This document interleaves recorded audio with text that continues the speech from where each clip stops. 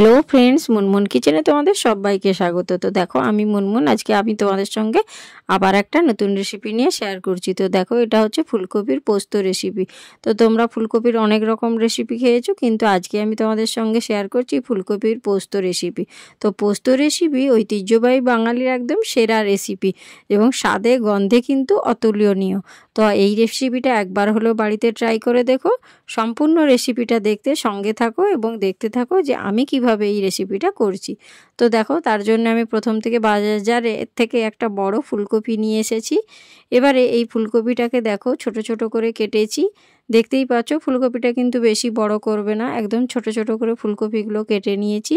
কেটে ধুয়ে একটা পাত্রের মধ্যে রেখে দিয়েছি, যাতে সমস্ত ফুলকপির জলটা যাতে ঝরে যায়।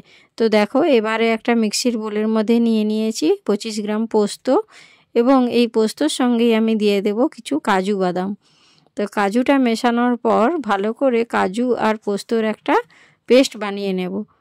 দেখবে, পোস্তর সঙ্গে যদি তোমরা এইভাবে কাজু দিয়ে তোমরা রেসিপিটা করো, নিরামিষের দিনে কিন্তু একেবারে জমে যাবে। তো আমি এই রেসিপিটা সম্পূর্ণই নিরামিষ করব, তো সঙ্গে থাকো, দেখতে থাকো। তো প্রথমে দেখো, গ্যাসের উপর আমি একটা কড়া বসিয়ে দিয়েছি।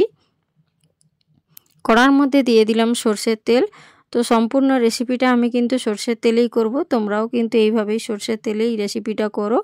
যে কোনো পোস্ত মানেই দেখো সর্ষের তেলের কিন্তু একটা আলাদা মাত্রা থাকে। তো দেখো, তেলটা গরম হয়ে যেতে ওর মধ্যে দিয়ে দিলাম 1 চামচ কালো জিরে এবং 4টা গোটা শুকনো লঙ্কা। তো প্রথমে আমি কেন 4টা শুকনো লঙ্কা দিলাম তোমাদেরকে আমি বলে দিচ্ছি।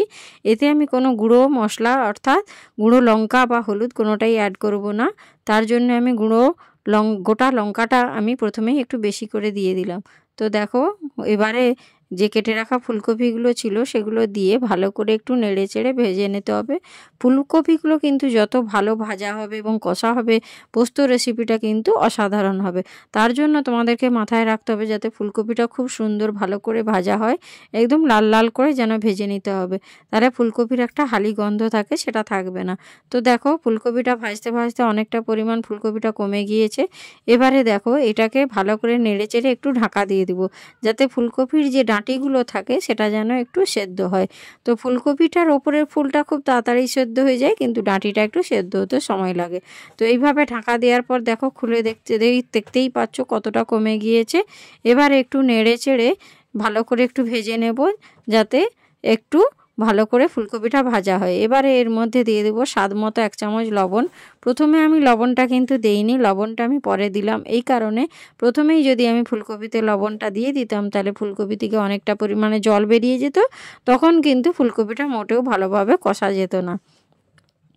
এবারে দেখো, লবণটা দেওয়ার পর ভালো করে নেড়ে চেড়ে আরও 5 মিনিট মতো ভেজে নেব, এবং ফুলকপিটা লাল লাল করে দেখো ভাজা হয়ে গিয়েছে। মোটামুটি ফুলকপি ভাজাটা আমার কমপ্লিট। এই রকমই কিন্তু তোমাদেরকেও ফুলকপিটা লাল লাল করে ভেজে নিতে হবে। এই সময় কিন্তু গ্যাসের ফ্লেমটা একদম লো ফ্লেমে রাখবে।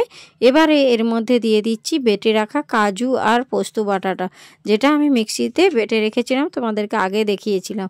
এবার কাজু আর পোস্তর বাটাটা দেওয়ার পর ভালো করে নেড়ে চেড়ে এইভাবে একটু কষিয়ে নেব। তো বেশি কষবো না, কারণ বেশি কষলে পোস্তুর স্বাদটা চলে যায়। তো এইভাবেই ভালো করে একটু 5 মিনিট মতো কষিয়ে নিচ্ছি। তো দেখো, এইভাবে যদি তোমরা নিরামিষের দিনে করো, তাহলে বাড়িতে একদম সবাই, বাচ্চা বড় সবাই চেটে পুটে খাবে। তো দেখো, কষা মোটামুটি আমার হয়েই এসেছে।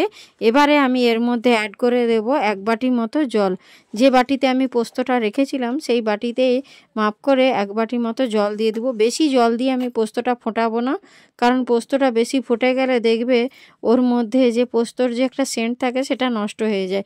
তো প্রথমে যেহেতু আমি ফুলকপিটাকে একটু ঢাকা দিয়ে ভালো করে ভেজেছিলাম, মোটামুটি 25% সেদ্ধ হয়েই আছে। বাকি 25% দেখো, এইভাবে একটু ঢাকা দিয়ে রেখে দিলেই মোটামুটি হয়ে যাবে আমার পোস্তটা।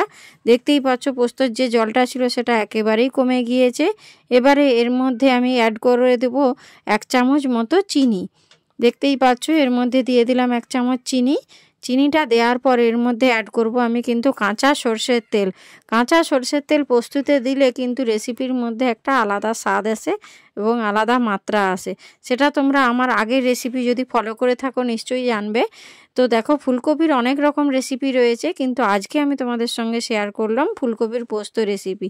দেখো, এইভাবে নেড়ে চেড়ে কিন্তু 2 মিনিট মতো ভালো করে একটু নেড়ে নেব। এবারে দেখো, আমার পোস্তটা একেবারেই রেডি হয়ে এসেছে। দেখো পোস্ত থেকে একদম তেল ছেড়ে বেরিয়ে এসেছে। এবারে কিন্তু আমার ফুলকপির পোস্তটা একেবারে রেডি। এটাকে আমি এবারে একটা প্লেটে সার্ভ করে দেব। তারপরে তোমাদেরকে দেখিয়ে দিচ্ছি, দেখো কত সুন্দর দেখতে হয়েছে এবং খেতেও কিন্তু অসাধারণ হয়েছিল। নিরামিষের দিনে যদি গরম ভাতের সঙ্গে এইভাবে ফুলকপির পোস্ত রেসিপি দাও, একেবারে জমে যাবে। তো আজকের মতো টাটা, বাই বাই।